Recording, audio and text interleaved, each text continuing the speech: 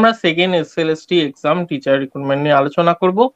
যে প্রশ্নগুলো বেশিরভাগ সময় আমাদের মনে আসছে সেগুলোই আমরা এখানে ব্যাখ্যা করার চেষ্টা করব। তো প্রথম প্রশ্ন হচ্ছে সেকেন্ড এসএলএসটি এক্সাম কবে? এইটা হচ্ছে একদম বেসিক কোশ্চেন, অনেকের মনেই প্রশ্ন জাগছে যে স্যার পরীক্ষা কবে। আচ্ছা, পরীক্ষা কবে তার আগে বলে দিই, অ্যাডমিট কার্ড কিন্তু ইস্যু হয়ে গেছে। যে মুহূর্তে আমি ভিডিওটা তৈরি করছি আজকে 20 তারিখ, 20 তারিখে আমি যখন ভিডিওটা তৈরি করছি 20 আগস্ট, তখন অ্যাডমিট কার্ড ইস্যু হয়ে গেছে। পরীক্ষা হবে 7 তারিখ এবং 14 তারিখ সেপ্টেম্বর মাসের। আবারও বলছি, পরীক্ষার ডেট 7 তারিখ অথবা 14 তারিখ। ঠিক আছে, এবার পরবর্তী যে প্রশ্নটা দাঁড়াচ্ছে যে পরীক্ষার তো আমাদের হচ্ছে, পরীক্ষার নাম্বার কত, অর্থাৎ কত নাম্বারে আমাদের পরীক্ষা। আগের থেকে নাম্বার চেঞ্জ হয়েছে, এটা আমরা সবাই জানি যে আগের থেকে আমাদের নাম্বার এবছর চেঞ্জ হয়েছে। কিন্তু এর সঙ্গে আরেকটা জিনিস আমাদের মনে রাখতে হবে, সেটা হচ্ছে 2016 সালের যারা পরীক্ষার্থী ছিল, জেনুইন ক্যান্ডিডেট, ঠিক আছে, তাদের জন্য একটি নাম্বার দেওয়া হচ্ছে এক্সট্রা। ঠিক আছে, তাদের জন্য এক্সট্রা একটি নাম্বার দেওয়া হচ্ছে।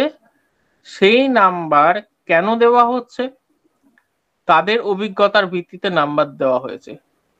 এটা তো অস্বীকার করার কোনো জায়গা নেই যে এসএসসি পরীক্ষায় কিছু জায়গায় দুর্নীতি হয়েছিল, এটা অস্বীকার করার কোনো জায়গা নেই, কিন্তু হয়েছিল। আবার এটা অস্বীকার করার কোনো জায়গা নেই যে ওখানে অনেক ক্যান্ডিডেট এমন ছিল যারা প্রকৃত অর্থেই যোগ্য। আমি বলতে চাইছি, যারা যোগ্য তাদের চাকরি পাওয়ার পর চাকরি চলে যাওয়া অত্যন্ত কষ্টের। এই জায়গাটা আমাদের বুঝতে হবে যে তাদের চাকরি পেয়ে গেছে, পেয়ে যাওয়ার পর তাদের যদি চাকরি চলে যায় তাহলে কতটা কষ্ট হতে পারে। তো তাদের জন্য এই নাম্বারটা দেওয়া হয়েছে। এবার অনেকে বলতে পারেন যে স্যার আপনি তো বললেন তাদেরকে জন্য সুযোগ দেওয়া আছে, এটা তো নতুনদের অসুবিধা হবে।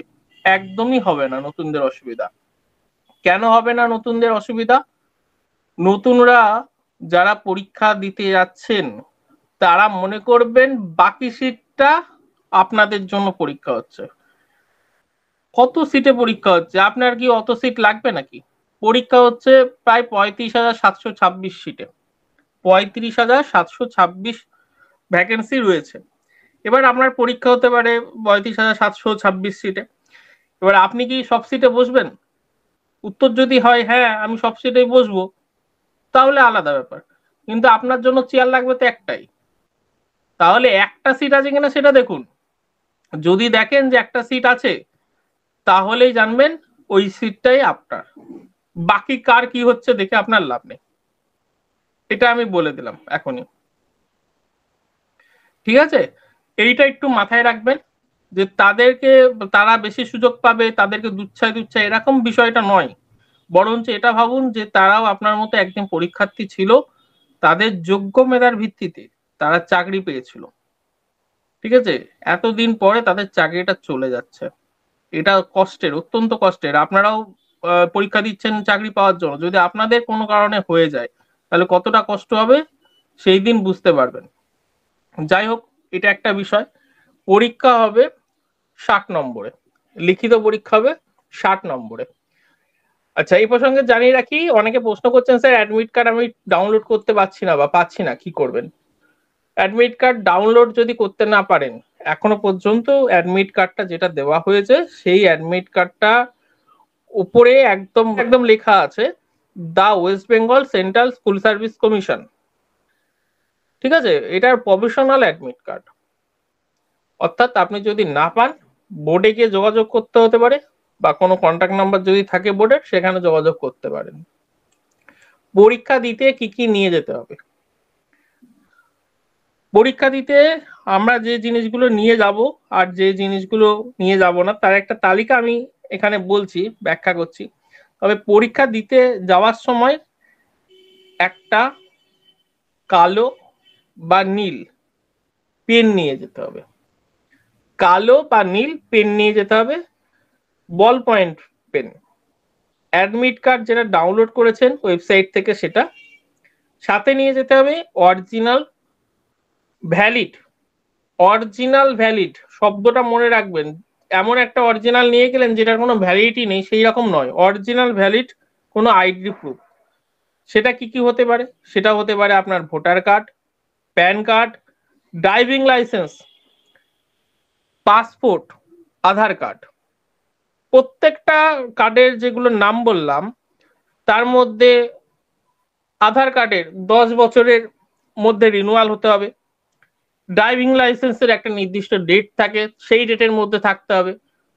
আর যদি কেউ ভোটার কার্ড নিয়ে যেতে চান তার কোনো লিমিটেশন নেই, কিন্তু ভোটার তালিকায় নাম আছে এরকম কার্ডটা নিয়ে যাবেন। তো ওখানে মিলিয়ে দেখবে না, কিন্তু নিয়ে যাওয়া উচিত এটা আমাদের, ঠিক আছে? তাই ভ্যালিড অরিজিনাল নিয়ে যাবেন। আচ্ছা, কখন যেতে হবে? পরীক্ষা শুরু হচ্ছে 12টায়, আপনাদের পরীক্ষা শুরু হবে 12টায়। এবার কিছু ক্ষেত্রে আলাদা আছে, সেইগুলো আমি আলোচনা করছি।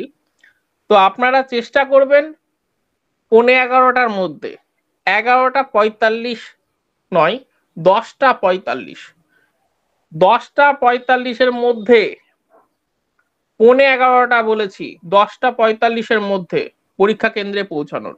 কেন? 11টার সময় আপনাদের রিপোর্টিং টাইম শুরু হয়ে যাবে, গেট ক্লোজড হয়ে যাবে 11:30টায়, 11:45-এ। তাহলে আপনার ওই 11:30টার মধ্যে আপনাকে সেন্টারে ঢুকে যেতে হবে। 11:30টার বেশি দেরি করা যাবে না। 11:45-এ গেটটা কিন্তু ক্লোজড হয়ে যাবে, ঠিক আছে? এইবার হলে ঢোকার জন্য আপনি ঢুকে গেছেন 11:45-এর মধ্যে সেন্টারে, হলে ঢোকার জন্য আপনাকে 12টা পর্যন্ত সময় দেওয়া হবে।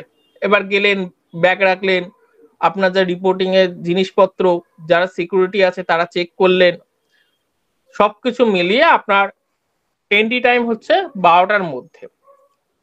এইটা আমি বলবো 10:45-এর মধ্যেই চলে যাওয়ার চেষ্টা করবেন, যাদের বাড়ির কাছে পরীক্ষা সেন্টার পড়েছে। আমি জানি সবারই মোটামুটি বাড়ির কাছেই পরীক্ষা সেন্টার আপনারা চুজ করেছেন, তবে যেতে যতক্ষণ টাইম লাগে তার দ্বিগুণেরও বেশি টাইম নিয়ে বেরোবেন হাতে। যেতে যতক্ষণ সময় লাগবে তার দ্বিগুণেরও বেশি টাইম নিয়ে বেরোবেন, মানে 15 মিনিট লাগলে আধ ঘন্টা আগে বেরোবেন। রাস্তায় জ্যাম হতে পারে ওই দিন, কোনো কারণে যে গাড়িতে যাচ্ছেন সেই গাড়িটা খারাপ হতে পারে, এই সবগুলো মাথায় রেখে একটু আগে বেরোবেন। প্রশ্ন হচ্ছে কোন পেনে পরীক্ষা দিতে যাবো, কোন পেনে পরীক্ষা দেবো, এটা অনেকেই বলেছে যে স্যার কোন পেনে আমি পরীক্ষা দেবো। আসুন এবার আপনাদের বলি কোন পেনে পরীক্ষা দেবেন। দেখুন, আমরা যে সাধারণ পেনে বাড়িতে লিখি সেই পেনে পরীক্ষা দেব না। সেই পেনে যদি পরীক্ষা দেব তাহলে এই পরীক্ষা দিতে অনেকটা সময় লাগবে, আমরা দেব না ওই পেনে। আমরা কি করব, আমরা বিভিন্ন অনলাইন প্ল্যাটফর্মে যাব। আমি এখানে কোনো কোম্পানির নাম প্রচার করব না বলে আপনাদের সেটা বলছি, দেখাচ্ছি না। তো অনলাইন প্ল্যাটফর্মে গিয়ে ওএমআর শিট পেন বলে লিখবেন। যে কোনো অনলাইন প্ল্যাটফর্মে আপনি যেতে পারেন, ফ্লিপকার্ট, অ্যামাজন, মিশো, তারপরে আপনার অনলাইনের যে দোকানগুলো রয়েছে আলাদা কোম্পানিগুলো, পেন কোম্পানিগুলোর ওয়েবসাইট, বা আপনার নিকটবর্তী যে পেনের দোকান আছে সেখানে চলে যাবেন, দিয়ে বলবেন ওএমআর শিট পেন দিতে। ওএমআর শিট পেন আলাদা করে তৈরি হয়, ঠিক আছে? কালিটা মোটা হয়, সুন্দর হয়, বল পয়েন্ট পেন থাকে, সেই পেন আপনি কালেক্ট করবেন, দুটো নিয়ে নেবেন, পরীক্ষা ভালো হবে। আর আমি প্রেফার করব ব্ল্যাক কালি, ব্লু নয়, আমি প্রেফার করব ব্ল্যাক কালি। ব্লু নিতে পারেন, অর্ডার আছে, ব্লুতেও দেওয়া যায়, কিন্তু আমি প্রেফার করব ব্ল্যাক কালি। এবার বলছে যে বাড়িতে কি নিয়ে আসা যাবে পরীক্ষার ওএমআর শিট? উত্তর হচ্ছে হ্যাঁ, বাড়িতে নিয়ে আসা হবে, নিয়ে আসা যাবে এবং নিয়ে আসবেন। আপনাদের ওএমআর শিটের তলায় একটা কার্বন কপি থাকবে, সেই কার্বন কপিটা আপনি পেয়ে যাবেন, আর মূল ওএমআর শিটটা জমা দিয়ে আসতে হবে। কেন এটা নিয়ে করা হয়েছে? ওএমআর শিট খুঁজে পাওয়া যাচ্ছে না 2016 সালের, কোথায় আছে কেউ জানে না, আদৌ আছে কিনা তাও জানে না। যাতে আর পুনরায় চাকরি বাতিল না হয় তার জন্য ওএমআর শিট বাড়িতে আনতে বলা হয়েছে। আপনার ওএমআর শিট চলে আসলো, আপনি কোয়ালিফাই হলেন না, আপনি কোর্টে চলে গেলেন, সঙ্গে সঙ্গে যে আমার ওএমআর শিট আমার কাছে রয়েছে, আমি এতগুলো অ্যান্সার করেছি, এতগুলো ঠিক, আমার চাকরি হয়নি। কোর্ট তখন প্রথমেই বিচার ব্যবস্থা আমাদের সেই ন্যায় বিচারটা দেবে। এইরকম আর পরীক্ষা বাতিল হবে না। এবার বলছে কি কি কারণে পরীক্ষা বাতিল হতে পারে। এটা ক্যান্ডিডেটের দোষ, সরকারের দোষ আমি বলবো না, ক্যান্ডিডেটের দোষ কি কি কারণে পরীক্ষা বাতিল হতে পারে। ঠিক আছে, ক্যান্ডিডেট যদি কোনো রকম মিসবিহেভ করে, ঠিক আছে, তাহলে কিন্তু পরীক্ষা বাতিল হতে পারে। যেমন কোনো চিটিং পদ্ধতি অবলম্বন করলে, কানে হেডফোন, মোবাইল, চাড্ডা বাড্ডা এই সবগুলো নিয়ে গেলে, কাগজের মধ্যে লিখে নিয়ে গেলে, এগুলোর কারণে পরীক্ষা বাতিল হতে পারে। চেষ্টা করবেন পরীক্ষা হলে যখন যাবেন একটা ট্রান্সপারেন্ট ব্যাগের মধ্যে বা ফাইলের মধ্যে বা ফোল্ডারের মধ্যে আপনারা ব্লু বা ব্ল্যাক, আমি প্রেফার করব ব্ল্যাক, পেন নিয়ে যাবেন। ওএমআর শিট পেন দোকানে গিয়ে বলবেন দিয়ে দেবে। সাথে কমিশনের দেওয়া অ্যাডমিট কার্ড ডাউনলোড করে নেবেন, সেটা 2 কপি করবেন, একটা ব্যাগে রাখবেন, একটা ফাইলে রাখবেন, যদি কোনো কারণে একটা মিসিং হয় যাতে পরীক্ষাটা দিতে পারেন। আর original valid photo ID proof, voter card, Aadhaar card ইত্যাদি নিয়ে যাবেন। হ্যাঁ, একটাই নিয়ে যেতে বলেছে, তবে আপনারা 2টো নিয়ে যাবেন, ঠিক আছে, তাহলে কোনো সমস্যাই হবে না। এবার ফাইনাল মেরিট লিস্ট কিভাবে হবে। প্রথমে হচ্ছে রিটেন পরীক্ষাটা যেটা হলো, সেই রিটেন পরীক্ষায় আপনারা যে মার্কস পেলেন এবং 2016 সালে যে সকল পরীক্ষার্থী রয়েছেন, যোগ্য মেধার ভিত্তিতে চাকরি পেয়েছেন যে সকল পরীক্ষার্থী, তাদের অভিজ্ঞতার নাম্বার যুক্ত হচ্ছে, আপনাদেরটা যুক্ত হচ্ছে না। যারা ফ্রেশার্স তাদের যুক্ত হচ্ছে না, কিন্তু যারা যোগ্য মেধার ভিত্তিতে চাকরি পেয়েছেন তাদের অভিজ্ঞতার ভিত্তিতে নাম্বার যুক্ত হচ্ছে। ওএমআর শিট প্লাস অভিজ্ঞতার ভিত্তিতে হবে ইন্টারভিউ, সেইটার পরে ফাইনাল মেরিট লিস্ট তৈরি হবে। তো ইন্টারভিউয়ে নাম তারাই যেতে পারবে যারা ওএমআর শিট প্লাস অভিজ্ঞতা 2টো নাম্বার পাবেন, বা ওএমআর শিটে বেশি নাম্বার থাকলে অভিজ্ঞতার সঙ্গে ওটা কম্বিনেশনে আসবে। কারা আগে কিসের ভিত্তিতে চাকরি পাবে? প্রথম চাকরি তারাই পাবে যাদের নাম্বার বেশি, এটা আমরা সবাই জানি। কিন্তু সমান নম্বর পেলে কে আগে সুযোগ পাবে? সমান নাম্বার যদি পায় তাহলে প্রথমে দেখা হবে যে ওএমআর শিট যেটা পরীক্ষা হয়েছে সেটাই কে বেশি পেয়েছে, যে আগে বেশি পাবে তিনি চাকরির সুযোগ আগে পাবেন। যদি সেম হয় তাহলে যার বয়স বেশি তাকে এই সুযোগ দেওয়া হবে। পরীক্ষা কিন্তু খুব সামনেই, ধরুন প্রিপারেশন আপনারা নিচ্ছিলেন যারা, তারা তো নিচ্ছেন। এক্সট্রা করে এখন আমার বলাটা ঠিক নয়, তবু আমি বলছি কোনো বইপত্রের দরকার নেই, প্রয়োজনে কিছু মক টেস্ট দিতে পারেন, যেটার পরিপ্রেক্ষিতে আপনাদের ভালো রেজাল্ট আশা করতে পারেন। এরপরেই হচ্ছে গ্রুপ সিডির পরীক্ষা চলে আসছে। তো গ্রুপ সিডিতে কি পড়বেন, কিভাবে পড়বেন, কোথায় পড়বেন, এত কম সময় কি সম্ভব? আমি বলছি এই 14 তারিখ, 14ই সেপ্টেম্বরের পরেও যদি কোনো ক্যান্ডিডেট মনে করে এই গ্রুপ সিডি পরীক্ষা দেব, সে কিন্তু এই পরীক্ষাটা ক্র্যাক করতে পারে। 6 থেকে 8 ঘন্টা যদি সে পড়ে তাহলেই এই গ্রুপ সিডি পরীক্ষা কোয়ালিফাই করা যায়। ঠিক আছে, কোথায় পড়বেন? আমাদের সঙ্গে যোগাযোগ করতে পারেন, আমাদের নাম্বার তো স্ক্রিনে কলিং এ চলছে, এখানে নাম্বারটা আমরা দেখিয়ে দিলাম।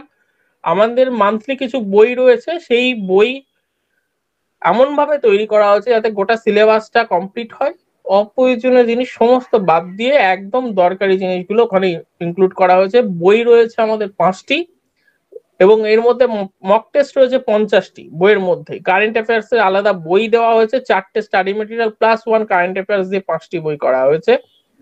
তার ফলে আপনারা নিশ্চিত সাফল্যের দিকে এগিয়ে যাবেন। গ্রুপ সি, গ্রুপ ডি দুটোর ক্ষেত্রেই আমাদের কোচিং চলছে। পরীক্ষার পরে যদি মনে করেন যে ভর্তি হবেন তাহলেও ভর্তি হতে পারেন, আর যদি মনে করেন যে এখন থেকে প্রিপারেশন নেবেন তাহলে এক্ষুনি ফোন করুন। আপনি যখনই ভিডিও দেখছেন তখনই ফোন করুন, রাত নেই দিন নেই, 24 ঘন্টা আমরা মোটামুটি অ্যাভেলেবেল থাকছি এখন। কেন এক্সাম মাস্টার গৌরব হালদার?